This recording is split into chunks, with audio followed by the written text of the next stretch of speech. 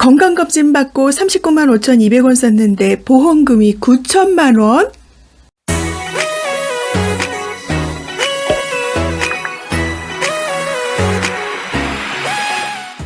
안녕하세요. 알아두면 돈 버는 정직한 보험 이야기 정보톡 TV입니다. 보험을 오래 하다 보니 고객에게 전화가 오면 딱 감이 옵니다. 보험금 청구할 일이 있는 건지, 궁금한 게 있는 건지, 다른 고객을 소개시켜 주려는 건지. 출근하는 아침에 연락이 왔다? 그것도 오랜만에 100% 보험사고입니다. 이번에도 그랬죠. 이 고객님과 계약한 날이 눈에 선하네요. 2009년 11월 고객님 가족을 만나 온 가족 보장을 준비해드리고 늦은 시간 돌아오는 길에 너무 피곤해서 휴게소에서 20분 정도 쪽잠을 자고 출발할 수 있었는데 그날 밤 별이 유난히도 예뻤거든요. 너무 신기하죠? 13년이 지난 기억이 어제 일처럼 생생하네요. 고객님은 저를 믿어주셔서 온 가족 보험을 저에게 맡겨주셨지만 이후 가끔 보험료가 너무 부담스럽다는 말씀을 주곤 하셨고요. 그때마다 이건 꼭 있어야 합니다 라고 말씀을 드리곤 했어요. 고객이 흔들릴 때 고객을 붙잡아주고 보장을 지키는 것도 설계사가 해야 할 일인 것 같습니다. 전화 내용인즉슨 얼마 전 건강검진을 했는데 대장검사 중에 용종이 발견돼서 용종 제거를 했다죠. 의사는 무심하게 용종이 있어서 제거했어요 가볍게 말했지만 며칠 뒤에 조직검사상 이상이 있으니 빨리 수술을 해야 한다고 연락이 왔답니다. 그래서 2일 입원하고 수술하셨습니다. 저는 이 얘기를 듣고 혹시 모르니 의사에게 C20 코드 발급이 가능한지 확인해 달라고 고객에게 부탁했어요. 보험 분쟁이 많은 내용이라서 안 싸우고 정당하게 받으면 좋으니까요.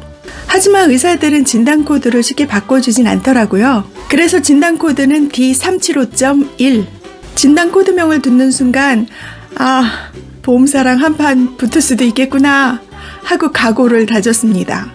D375는 신경내분비 종양 대표적인 유암종이죠.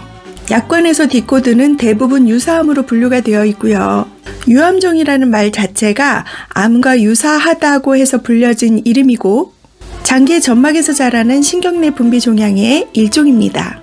이름부터 유사한 암인데다가 약관성 분류 코드가 유사암으로 분류되어 있는 경우가 많아서 코드만 보고는 보험회사도 당연한 듯 유사암 보험금을 지급하고 슬쩍 넘어가고요. 고객도 유사암이라고 생각하고 넘어가기 일쑤지만 대법원은 2017-285109 판결에서 작성자 불이익의 원칙에 따라 신경내 분비 종양은 경계성 종양 보험금이 아닌 일반 보험금으로 지급하라고 결론지어 주었습니다.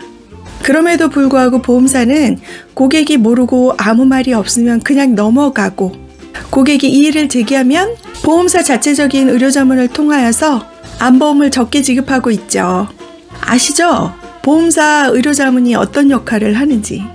세계보건기구 WHO가 제5차 소화기 종양 분류에서 신경내분비 종양을 악성 종양으로 분류했습니다. 제8차 한국표준질병 사인 분류에서도 2021년 악성 종양으로 개정했는데도 말이죠. 한국소비자원 2020년 3월 26일 보도자료에서도 소비자분쟁조정위원회에서 직장 신경내 분비 종양을 암으로 인정하여 보험금을 지급하라고 결정했다는 내용을 이미 공지한 바입니다. 자, 그럼 저는 이제 보험금을 어떻게 지급했는지 확인하고 만약 적게 나왔다면 고객을 대신해서 싸울 일만 남았네요. 우리 고객님, 저를 통해 가입한 생명보험사 변액종신의 암보험과 실손, 타생명보험의 암보험, 손해보험의 건강보험 3건을 유지하셨고 보험료는 32만원 정도를 납입하고 계셨는데 손해보험에서 역시나 유사암 보험금을 가장 먼저 지급했습니다. 그렇지. 일단 나머지 보험사 지급 내용을 보고 이의 제기를 하기로 했죠. 타생명사에서는 진단서에 기록된 건 D375.1이지만 조직검사 결과지상으로는 C20 직장암으로 판단되어진다면서 알아서 일반암으로 지급하고 납입면제에 해당한다는 안내까지 도착했습니다. 암보험은 암진단비를 받으면 납입면제 되니까요. 오호, 그렇지. 이래야지. 이게 맞는 거거든요. 일반암으로 판정되는 것이 중요한 이유는 물론 보험금이 유사암이나 일반암과 차이가 많은 것도 있지만 그것보다는 납입면제에 있어서 매우 중요한 역할을 한다는 것입니다. 이 고객님은 26,550원짜리 암보험을 80회 납입하셔서 212만 원 정도 내셨는데 앞으로 내야 할 425만 원은 안 내도 나머지 보장을 받을 수 있게 된 거죠. 이 생명보험의 암보험에서는 암보험금 1,500만 원과 425만 원의 납입면제 보험료까지 총 1,925만 원의 혜택을 보신 겁니다. 그럼 나머지 변액종신은 어떻게 보험금이 지급될까 관심을 가지고 지켜봤죠. 역시나 일반암으로 판단하고 3천만 원의 암진단비와 암수술보험금 600만 원 그리고 나머지 실손보험금까지 총 3,700여만 원 정도의 보험금이 지급되었고요. 그때 당시 종신보험으로는 유일하게 암진단 시 납입면제가 되는 상품이었기 때문에 앞으로 내야 할 보험료 1,924만 원을 납입면제까지 받으셨습니다. 보험금 3,700만 원과 1,924만 원 납입면제까지 해서 5,624만 원의 보험 혜택을 받으신 겁니다. 두 개 회사에서 스스로 알아서 일반암으로 보험금을 지급했으니 이제 가장 먼저 유사암으로 보험금을 지급했던 손해보험사하고는 계산을 좀 따져봐야 되겠네요. 제가 보험사 담당자와 직접 통화를 했습니다. D375는 신경내 분비 종양으로 이미 일반암으로 지급하라는 대법원 판결도 있었고 타사는 똑같은 D375 진단서를 보고도 일반암으로 지급했으니 다시 한번 검토해달라고 정중하게 부탁을 했죠.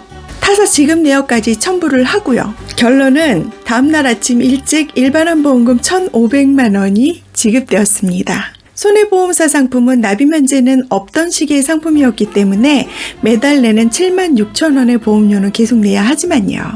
손해보험사에서 다시 일반암 보험금이 지급된 걸 확인한 고객님, 무슨 이런 일이 다 있냐며 어안이 벙벙하다고 하시네요. 건강검진하다가 이게 웬일이냐며 앞으로 보험금 안 내도 되는 돈이 20만 원이 넘는다면서 좋아하셨습니다. 건강검진 받고 39만 5,200원 썼는데 6,700만 원 보험금에 2,350만 원의 납입면제된 보험료까지 총 9천만 원의 혜택을 보신 겁니다.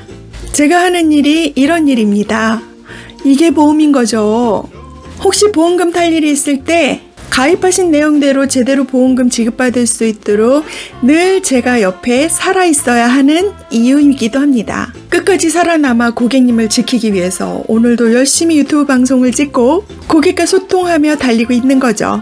보험금 탈 일은 없어야 됩니다. 보험금 탈 일 없는 게 최고입니다. 나는 보험금 한 번도 못하고 보험료만 나가고 있다고 억울해하지 마세요. 누구에게나 언젠가는 생길 수 있는 일입니다. 건강검진 시즌이 다가오고 있어요. 용종 제거한다면 건강검진이라도 실손보상 받을 수 있고요. 질병수술비에서도 지급되고 1호종 수술이라면 2종에 해당되어 수술비 보험금 해당됩니다. M대 수술비에서도 해당이 될 수 있고요. 과거 성인 특정질환 수술비나 여성질환 수술비에서도 해당될 수 있습니다. 혹시 이 경우처럼 진단서 상의 진단을 받으면 유사암 진단비에 해당할 수도 있고 일반 암 진단비에도 해당할 수 있다는 거 꼭 기억하시고 건강검진하기 전에 내가 가입한 보험 꼭 확인해보고 가세요. 없다면 준비하고 가실게요. 오늘도 정보톡TV는 고객님 곁을 오래오래 지키기 위해 기쁜 마음으로 달리고 달려 고고고!